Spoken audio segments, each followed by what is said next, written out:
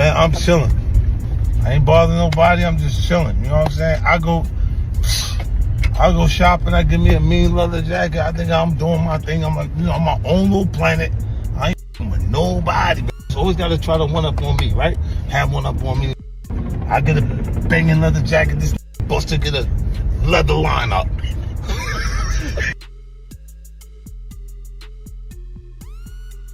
If Busta ever try to front on me, hit you with no delay. So what you saying, yo? Silly with that 9 milli, what the devil, yo?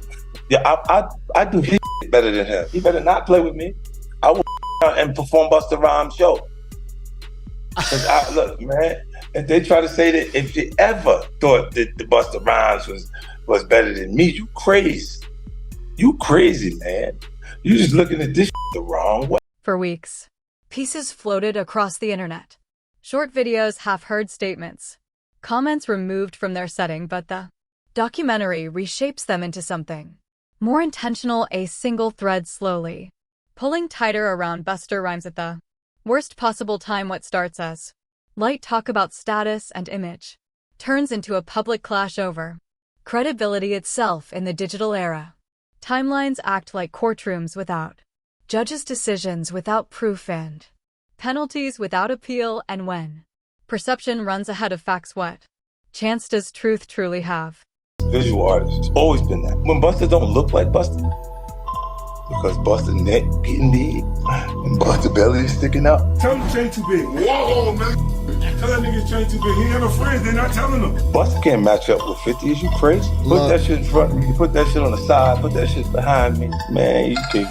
He's at a point where he just had a moment and everybody showing their appreciation for his run. Big up to 50 Cent for bringing us out there with him on that Final Lap tour. We did the first show July 21st. My last show was November 21st. He's still on that same tour. Yeah, man. He don't play with that work. Ever since he first came to Violator and the first Get Rich or Die Trying came out, he was the only one that would jump on a plane like the shit was a cab. This is how he was from the beginning. There was a period when 50 Cent and Busta moved in silent alignment, shared stages, shared wins, shared survival in an industry that punishes weakness.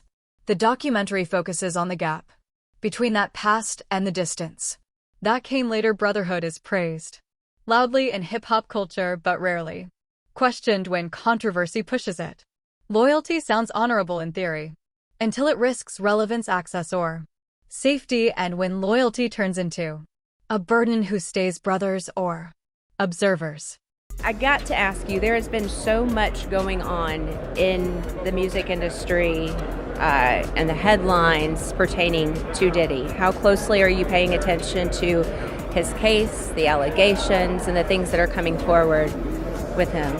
I just kind of like to pay attention to the truth. When that time manifests, then, we'll speak about this, hopefully when that time comes. As far as I'm concerned, you know what I'm saying, but I wish the best for everyone involved.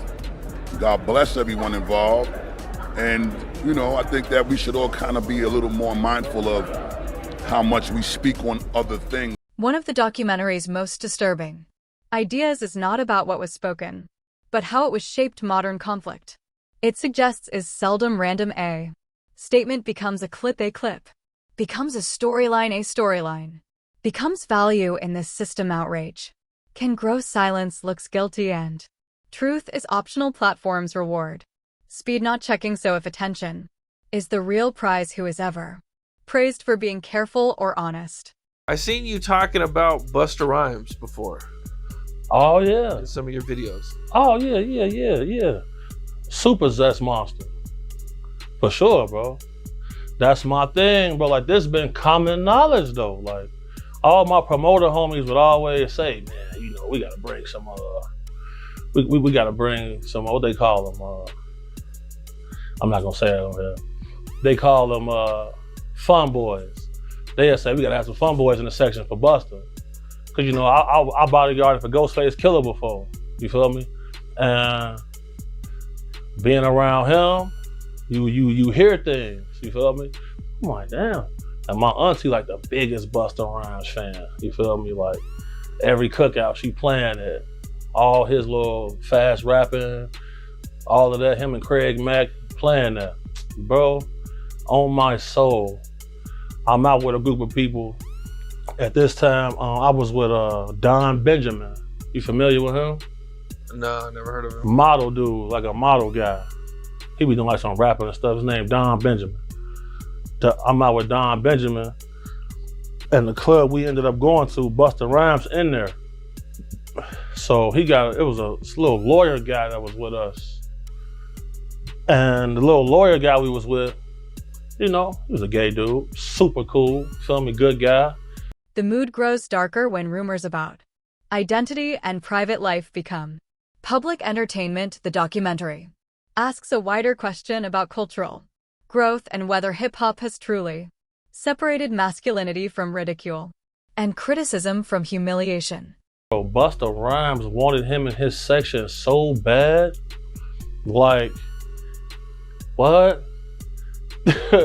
Pulled him to the section, like through the rope, and tucked him off in the corner. So I'm looking like, well, he ain't come with us.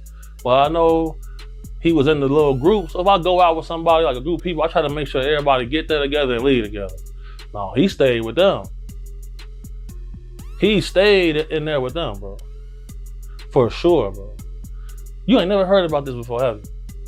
Bro, this common knowledge, bro. Like, if you in the mix, bro. If you in the mix, like I've been in the mix, you know this, bro. How long has it been like this known about Busta Rhymes? Well, I knew about this like in 2012. I knew about this in 2012. How come you think nobody else speaks up on it or says anything? Because, bro, these people admire these people so much. They want to make sure they in the section, they at the club, they at the video shoot, they can get backstage. That matters most to them. That matters so much to people. It's crazy. Like, but if you notice, like, it's countless videos of Busta Rhymes getting mad at females for just being girls. The harm here is not theoretical. Stigma moves farther than facts, and jokes once amplified can harden into images that never fully fade. Touched him one time, he go crazy, throw a drink on her and everything. See what I'm saying? Like, what? Why you getting mad at females? You go to these guys, they in the club, go to their section. It's all men in the section. That ain't weird to nobody. I'm going to the bar, sorry. Text me if it get dangerous. But there's all this club security in here, like nothing's finna happen. Nobody wanna kill you guys, bro. Like, when I get jobs from people who really got a threat on their life, I move way different. Nobody wants to kill these entertainers like that, bro. Like when I do my threat assessment, there's never an immediate threat of danger. It's never a situation that they're gonna tell me, oh, this person wants to murder me, or this person wants to bring harm on me. It's never like that. Them type of people be normal guys. So I hear somebody say, oh, he's cute, I want him. So when I heard that, I turned around like, man, did he just say that? You got all this jewelry to attract some men in here? You wild. Shocked me. But sure enough. And that was the guy that Busta Rhymes pulled back? He pulled him into the section. Pulled him into the section, and then they walled him off like this man. I'm like, damn. And that little dude was so happy. He couldn't believe that. He was shocked. But man, you ask, bro, anybody that's in the mix, bro, like you know, bro, most of these dudes, bro, putting on a major act. They don't want to be themselves. That's crazy. They'll get mad at you for buying bottles of champagne to get a girls.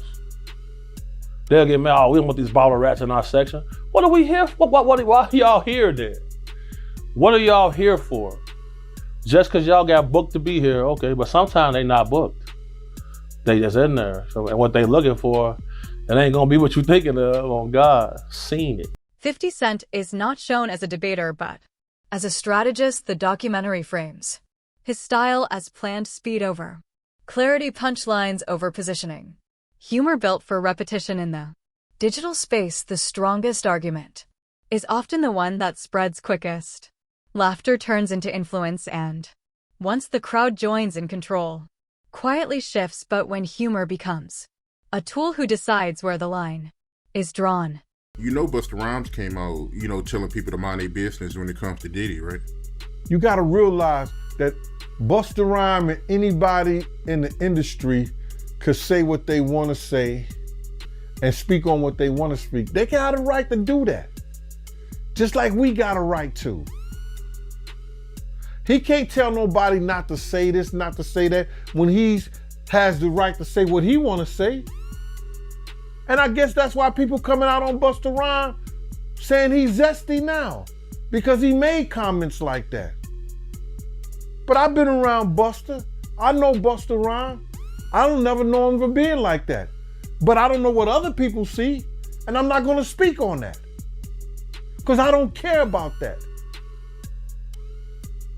See, a lot of people, if that's all he could give to the people, then that's all he giving to the people. But not one time, did he speak on his relationship with Diddy? Has he been to the Diddy party? Has he been to the after party? Did he say, well, I've never been to an after party, so y'all gotta wait to speak on, y'all gotta wait to see what they talking about before y'all speak on something? The dynamic changes though. Instant Diddy becomes part of the story, not just as an individual, but as a sign of authority, influence, and deep industry connections. Bua's public requests for calm are viewed in two ways. By some as loyalty, by others as intimidation. I could say I've never been to an after party. Have I been to the front door of the party? Yeah. Have I been to the after party? Nah, never. Never been to the freak offs, huh? I mean, since I've been knowing you, you've been consistent about that. So, I believe you, man. But you heard about these reports that Diddy having a hard time selling his Hollywood home? It's not attracting any buyers? It probably wouldn't attract any buyers until after, a lot of times when tragedies happen and people be in those type of places with the energy going, it would be around 5 years before they go up on market and resell. Like if somebody murdered in the house, you gotta realize they're not gonna go in there and somebody say, oh shit, I wanna be here, man. Motherfucker was murdered in here. You understand? Those houses may not go up to sell for like 5 years. Right. And what's going on with Tony Busby? I seen you make a comment saying that he might drop his cases. I think that's a misunderstanding. What I'm saying to you is that he's gonna go with the cases that he know right off the bat that Puff is really probably ready to settle out because it's so strong and the evidence may be so strong against Puff that he don't want that to run through the public or let the public hear those things. As a lawyer, he's going to say, these cases are strong enough for me to get the quick grab money and go about my business. And then if he gets enough money off of that, he may not have to do the other cases. He may drop the other people. It depends. He's gonna go with his strongest cases. The documentary stays away from direct blame, but it does not escape suggestion. In elite spaces, protection is seldom declared. It is carried out quietly. And when scandal spreads beyond control, is loyalty an act of bravery or a reflex of self-protection?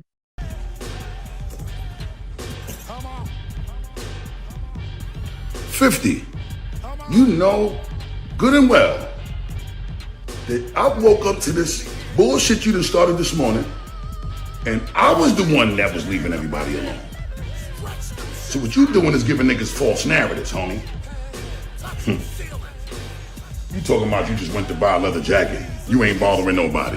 You left niggas alone. And I went and bought a leather fucking hairline. Well, let me tell you something, buddy. On some real G shit. Let me tell you something. You talking about that pimpin' curly that you was doing as a character? But no, you was doing pimpin' curly in real life too. Trying to look like Rico Suave or one of them niggas going down a red carpet at one of them movie shits that you was involved with. And I don't want you to use that as no excuse neither, talking about you was playing a character. You wasn't in character when you had to go down that red carpet. You could have got back to yourself, my nigga, but you chose to stay in character with that Rico Suave shit, some berries and sweet juices you had up in your head top, my nigga. Now, I do want you to know, I'm your brother, so I'm gonna always support you and everything you do. I ain't been doing nothing but that since the inception of our friendship. Violate up! Now, with that being said, I got one question to the masses. There's several products that you have to incorporate to get your shit to look like Rico 50. All right?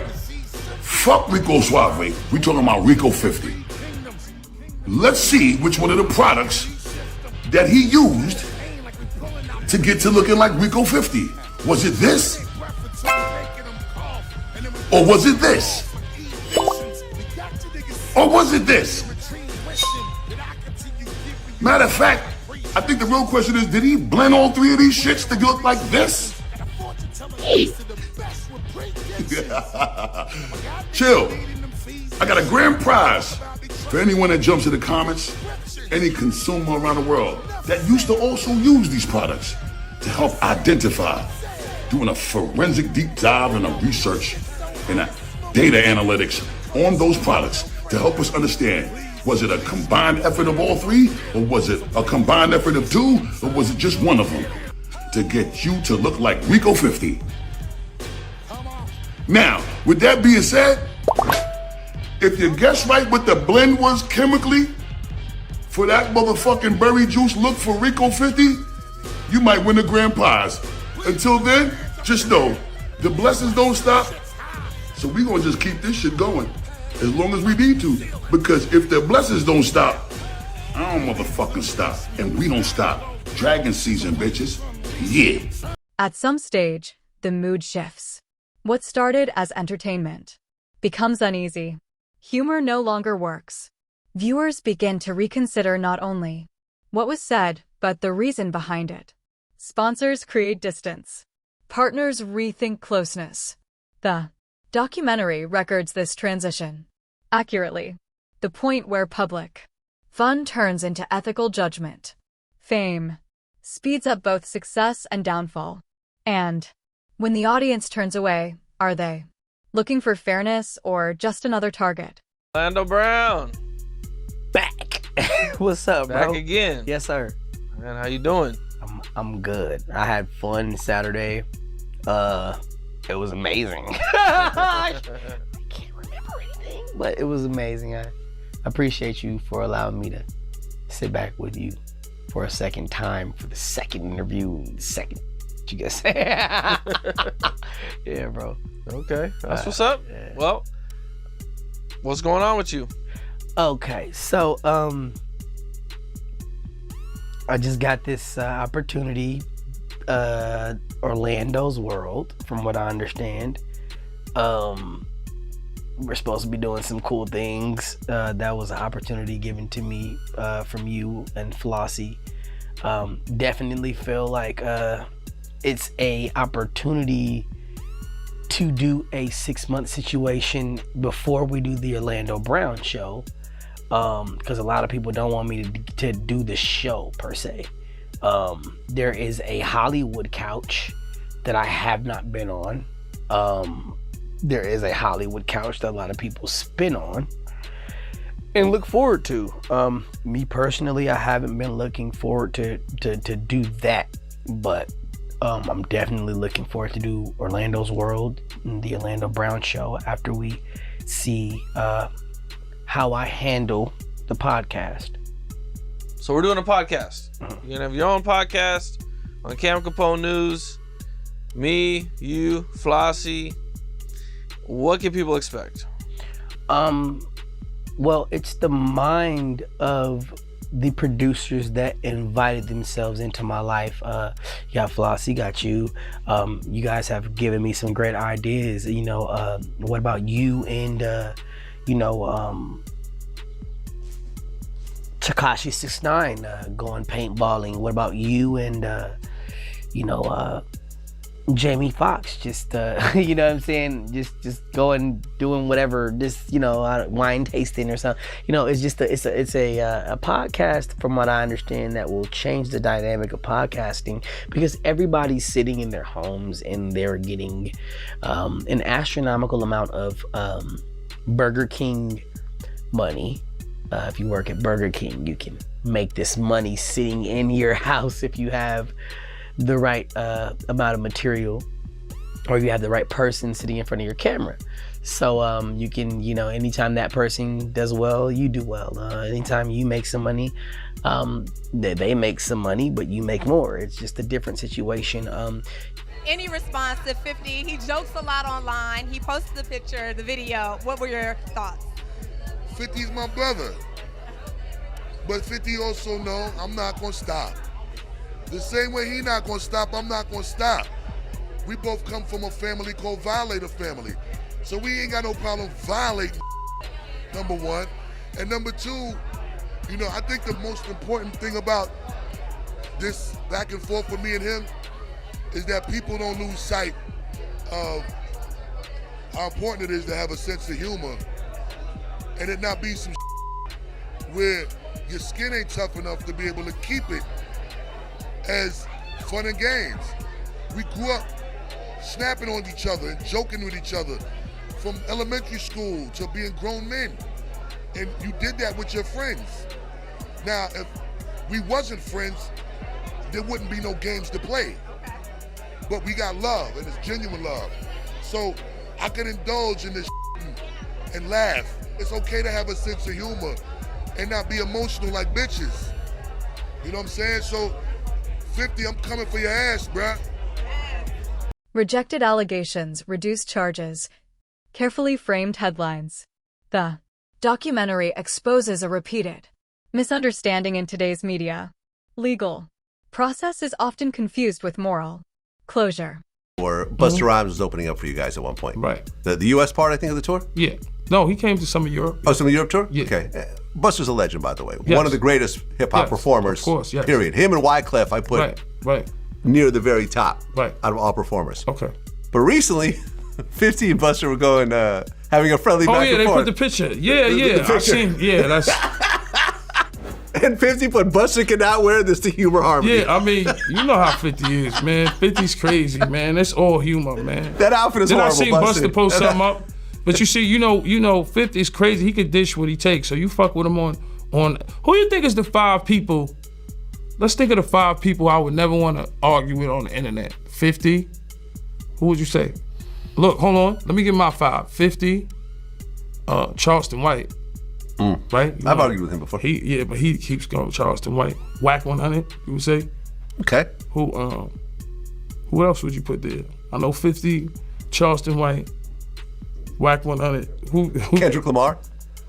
I'm just, you talking about Instagram. I mean, okay, Instagram. We talking about. He's not an IG guy. You love Kendrick right now. You ain't fucking with Drake right now. Come on, we got to be able to go to Canada. I'm fucking with Drake. I'm a Drake fan.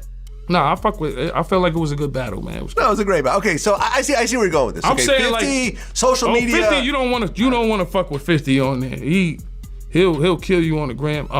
I said Charleston White because Charleston White. Court reports are treated like final decisions. Appearance like reality, but law is slow, controlled, and rarely dramatic. It settles cases, not storylines.